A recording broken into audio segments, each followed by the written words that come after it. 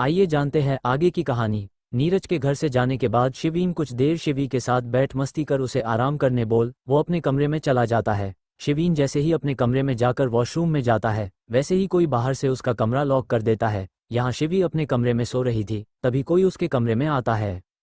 Neeraj office जाता है जहाँ उसे सुनैना जी ने बुलाया था। नीरज उनके कैबिन में जाकर बैठ जाता है जहाँ सुनैना जी उसे ऑफिस ज्वाइन करने की बात कह रही थी। तभी नीरज उन्हें देख कहता है, कुछ दिन बाद देखूंगा। तभी सुनैना जी उसके सामने पेपर रख कहती है, इन पर साइन करो। नीरज वो पेपर देख पूछता है, ये क्या है? सुनैना जी कहती है, ये हमारे प्रॉपर्टी के पेपर है जो तुम्हारे नाम करने हैं। उनकी बात सुन नीरज वो पेपर वापस टेबल पर रख कहता है, आप शायद भूल रही है, ये प्रॉपर्टी राजवीर भाई की है। उसकी बात सुन सुनैना जी नाराजगी से कहती है, उसकी कैसे हुई? दिन रात मैं और तुम्हारे पापा इसे संभाल रहे हैं, तो ये उसकी कैसे हो गई?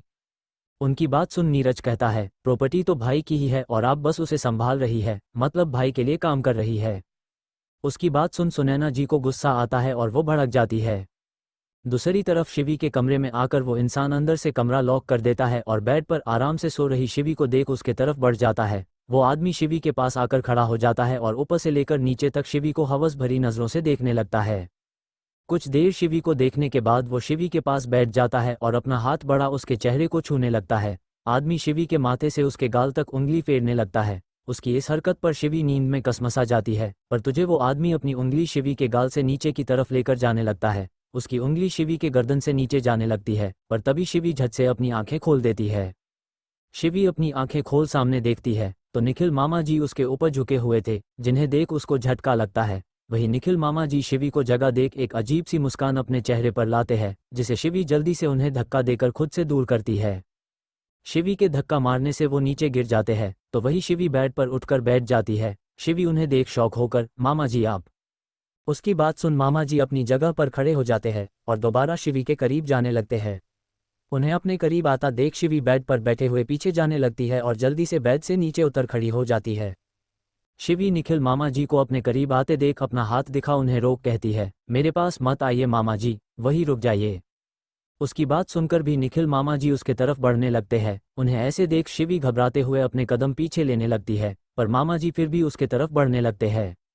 आखिर में शिवी दीवार से जा लगती है, जिसे वो डर जाती है। तभी निखिल मामा जी उसके पास आकर उसे ऊपर से नीचे तक देख अपने चीन को सहलाते हुए कहते हैं, इतने दिनों से मैंने अपने आप को रोक रखा है, वरना तुझे पहली बार देखते ही मैं तो पागल हो गया था। उसकी बात सुन शिवी डर जाती है, उसके माथे पर पसीने आने लगते हैं। तभी निखिल मामा जी शिवी के चेहरे के करीब जाने लगते हैं, पर तभी शिवी अपने दोनों हाथों से उन्हें धक्का देकर खुद से दूर करती है और दरवाजे की तरफ भागने लगती है। शिवी कमरे के दरवाजे के तरफ आती है और जैसे ही दरवाजा खोलने जाती है, निखिल मामा उसे पीछे से पकड़ लेते हैं। शिवी उसे छूटने की कोशिश करने लगती है, पर निखिल मामा उसे लाकर बेड पर पटक देता है। उनकी इस हरकत पर शिवी घबराकर उन्हें देखने लगती है। शिवी के आंखों में अब आंसू आ जाते हैं और वो निखिल मामा को देख रोते हुए, ये आप क्या कर रहे हैं? प्लीज रुक जाइए। इतना बोल वो रोने लगती है, पर निखिल मामा हवस भरी नजरों से उसे देखते हुए उसके करीब जाता है और शिवी के पैर पकड़ लेता है। शिवी उसे अपने पैर छुड़ाने की पूरी कोशिश करने लगती है, पर निखिल मामा उसके दोनों पैरों को मजबूती से पकड़ शिवी को बेड से नीचे खींच गिरा देते हैं। शिवी के नीचे गिरने के वजह से उसका सिर नीचे जमीन से लग एक आवाज होती है, जिसे शिवी की चीख निकल जाती है। यहाँ शिवी को नीचे कर निखिल मामा जी उसके ऊपर आकर शिवी के बदन को दबाने लगते हैं और उसके जबड़े को पकड़ कहते हैं, ज्यादा नाटक नहीं। उसकी बात सुन शिवी की आंखों से आंसुओं की धार बहने लगती है। निखिल मामा शिवी का जबड़ा छोड़ उसे देख अजीब मुस्कुराने लगते हैं। वही शिवी तो अब बस रोए जा रही थी। तभी निखिल मामा शिवी के चेहरे के तरफ बढ़ने लगते हैं, पर जैसे ही वो कुछ करीब जाते हैं, शिवी उसके चेहरे पर वही रखी अपनी चप्पल से जोर से मार देती है। शिवी के मारने के वजह से निखिल अपना चेहरा पकड़ शिवी के ऊपर से हट जाता है। निखिल मामा के अपने ऊपर से हटते ही शिवी जल्दी से उठ खड़ी होती है और भागकर जाकर दरवाजा खोलती है। शिवी दरवाजा खोल जैसे ही कमरे से बाहर निकलती है और सीढ़ियों से नीचे जाने लगती है, पर तभी उसके पीछे निखिल मामा भी आता है और वो शिवी को फिर से पकड़ लेता है। पर इस बार शिवी जोर जोर से चिल्लाने लगती है और उसकी आवाज़ कमरे में बैठे शिवीन तक जाती है, जिसे सुन वो चौंक जाता है। शिवीन चौंक कर दी की आवाज़, इतना बोल वो जल्दी से अपने कमरे से बाहर जाने के लिए जैसे ही दरवाजा खोलने की कोशिश करता है, वो दरवाजा खुलता है नहीं है। शिवीन शॉक हो जाता है और जोर जोर से अपना दरवाजे पर नॉक करने लगता है। यहाँ बाहर गार्ड्स को आवाज नहीं जाए, इसलिए निखिल मामा शिवी के मुंह पर हाथ रख उसकी आवाज दबा उसे लगभग घसीटते हुए वहां से स्टोर रूम की तरफ लेकर जाने लगता है।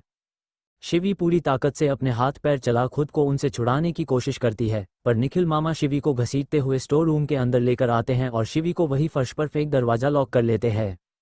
यहाँ शिविन जब देखता है कि उसका दरवाजा नहीं खुल रहा है तो वो घबरा जाता है। शिविन कमरे से बाहर जाने के लिए दूसरा रास्ता देखने लगता है, पर उसे कुछ नहीं मिलता है, तो वो जल्दी से अपने मोबाइल से नीरज को कॉल करता है।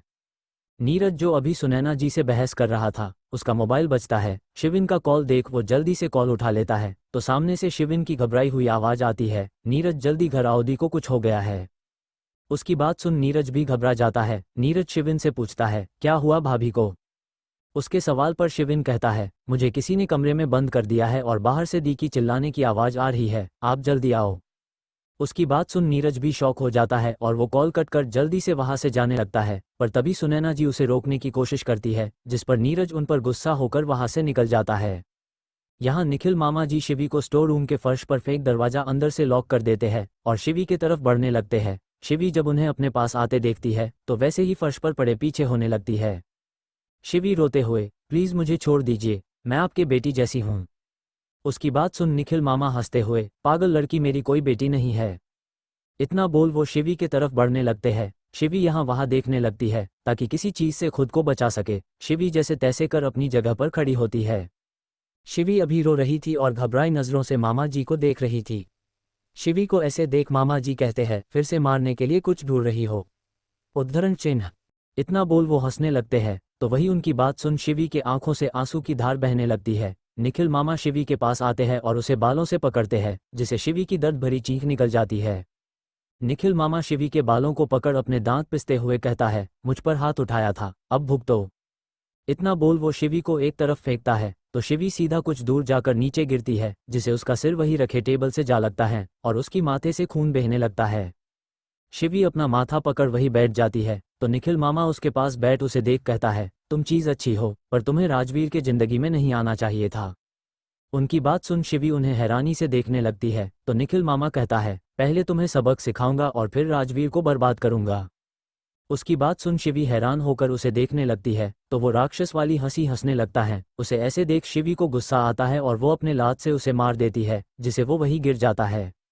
निखिल के गिरते ही शिवी जल्दी से अपनी जगह से उठ दरवाजे की तरफ जाती है और दरवाजा खोल देती है, पर वो अपना कदम बाहर रखती उसे पहले निखिल मामा उसका हाथ पकड़ उसे अंदर खींच लेते हैं और एक थप्पड़ शिवी के गाल पर लगा देते हैं।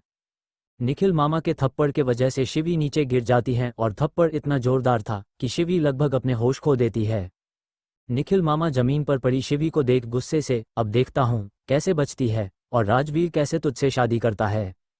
इतना बोल वो शिवी के हाथ को पकड़ उसे घसीटते हुए स्टोर रूम के अंदर लेकर जाता है और उसका चेहरा पकड़ उसके करीब बढ़ने लगता है। शिवी अपनी अधखुली आंखों से उसे अपने करीब आता देख धीमे से पुकारती है, राज, और उसकी आंखों बंद हो जाती हैं, जिसे उसके आंखों के कोने से एक आंसू की बूंद सरक जाती है। यहाँ निखिल जैसे ही शिवी के होठों को चूमने वाला था, कोई पीछे से उसकी गर्दन पकड़ लेता है। किसी के गर्दन पकड़ने से निखिल मामा शॉक हो जाता है। यहाँ उसके गर्दन को पकड़ने वाली की पकड़ कस जाती है, जिसे निखिल मामा शिवी को छोड़ देता है। निखिल की गर्दन पकड़ने वाला उसे वैसे ही गर्दन से पकड़ शिवी से दूर करता है और दूसरी तरफ फेंक देता है, जिसे निखिल मामा दूसरी तरफ जाकर दीवार से टकरा जाता है। पर जैसे ही वो उस इंसान को देखने के लिए अपना सिर घुमा देखता है, तो अपने सामने राजवीर को देख उसके होश उड़ जाते हैं।